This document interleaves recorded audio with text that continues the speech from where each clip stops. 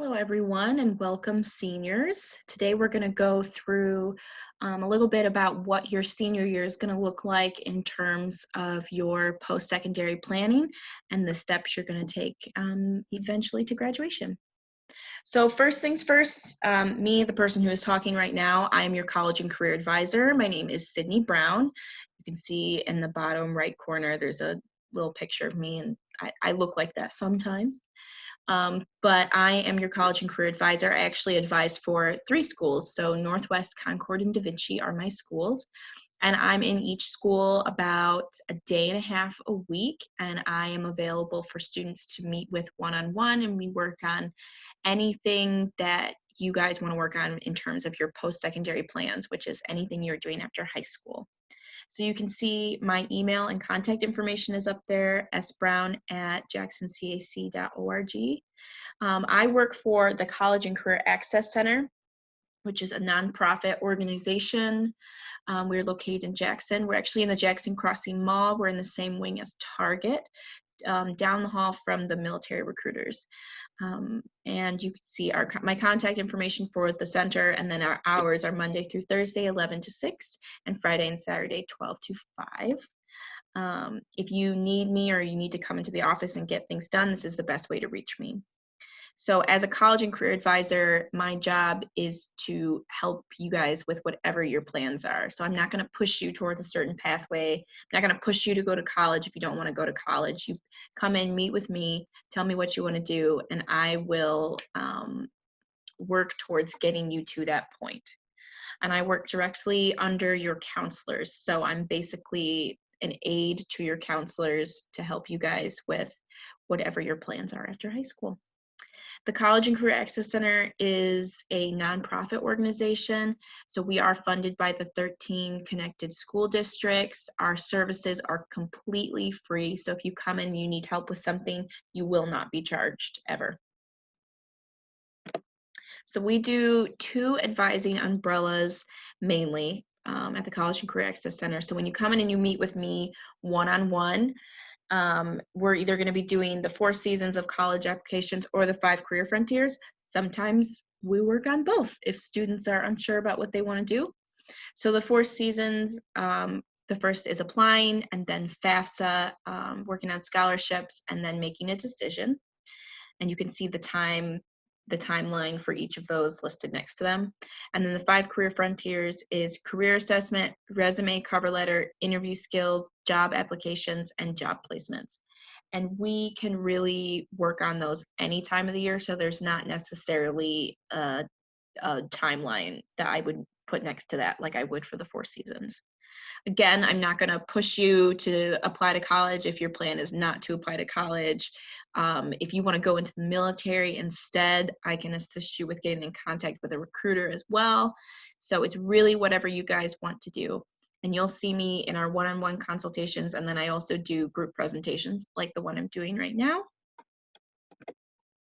So for the purposes of this action plan presentation, we're going to go through the 4 seasons because a majority of you are interested in attending college in the fall. So we're going to start with applying. So you can apply between now and October.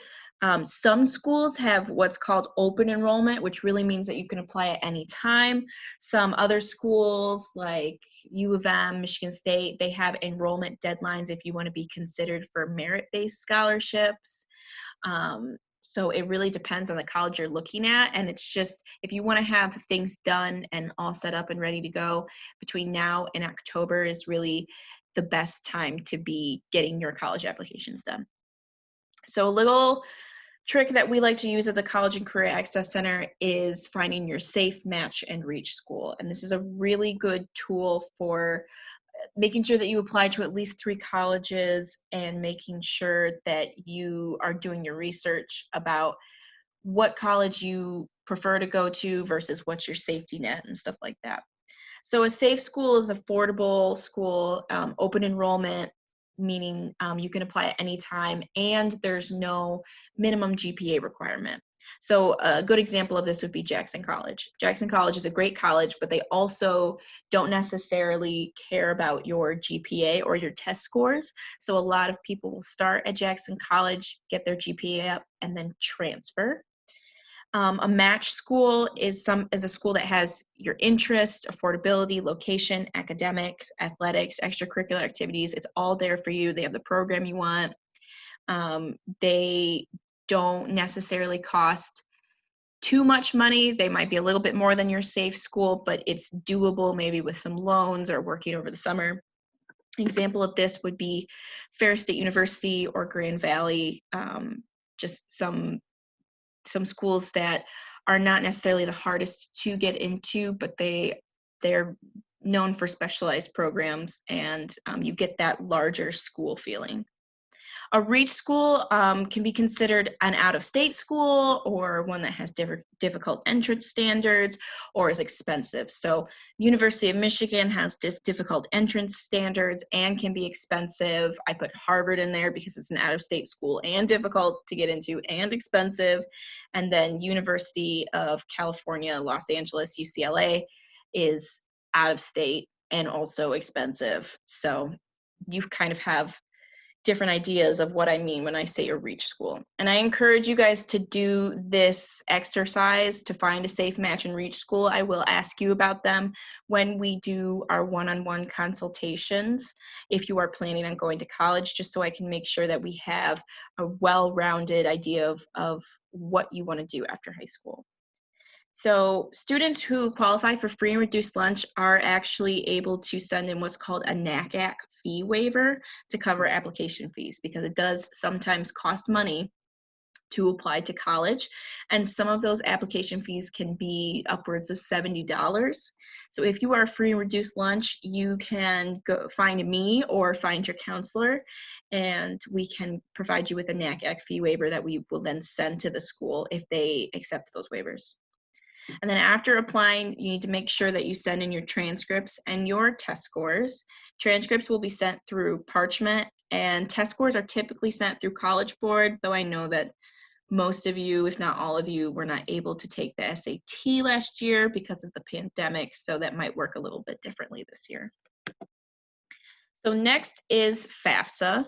That's October 1 to March 1. The March 1 deadline is something that we talk about because if you finish your FAFSA by March 1, you will be eligible for federal aid, which you're always eligible for through the FAFSA, and state aid, things like the Michigan Competitive Scholarship. You can complete your FAFSA after March 1st, but you won't be considered for state aid. But it can be completed after March 1st. It's not like they're going to close the document down. So you do have to fill out your FAFSA every year that you're in college. It's just called a renewal. You'll just go in around October of the next year and just click FAFSA renewal and just put all your information in again.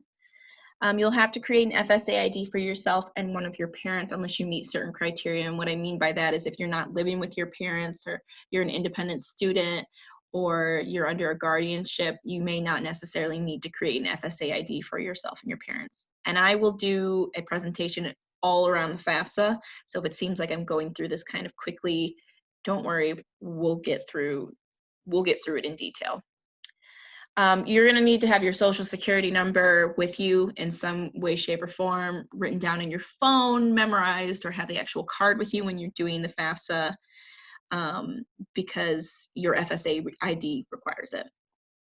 And then the aid that's available through the FAFSA, there's two different types of aid that are available. So the Pell Grant, which right now is up to $6,345, you do not have to pay that money back. If you're eligible for the Pell Grant, you might not get the full $6,000. You might get some variation of that, but whatever that number is, if you are eligible for it, you do not have to pay that money back. Direct Stafford loans can be anywhere from $5,500 to around $10,000, depending on a student's dependency status, which is what I mentioned up about creating an FSA ID for just yourself if you're an independent student. So independent students tend to have more money available to them in student loans.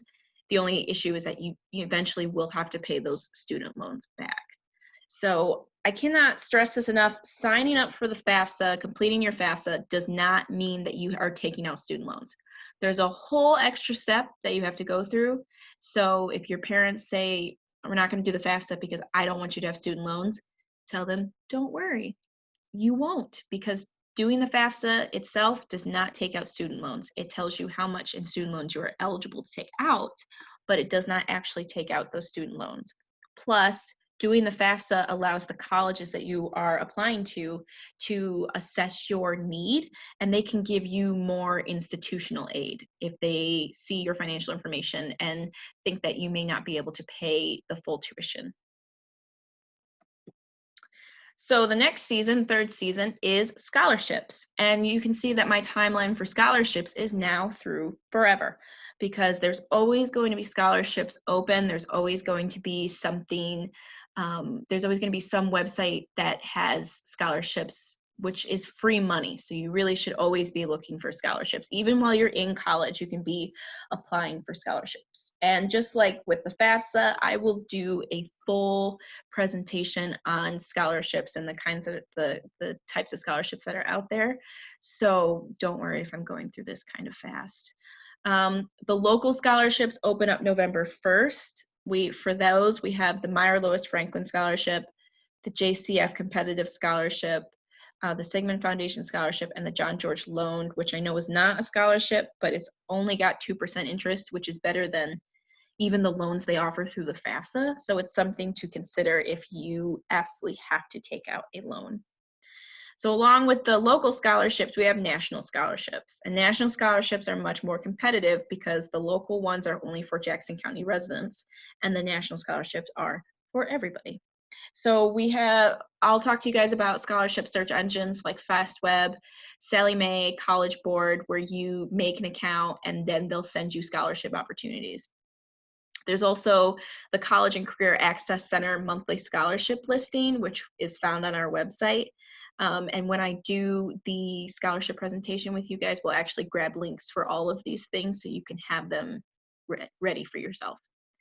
Things you're going to need for scholarships, you're going to need to get a letter of recommendation, which if you want to ask teachers, employers, mentors, coaches to start writing those for you now, it would be a pretty good idea.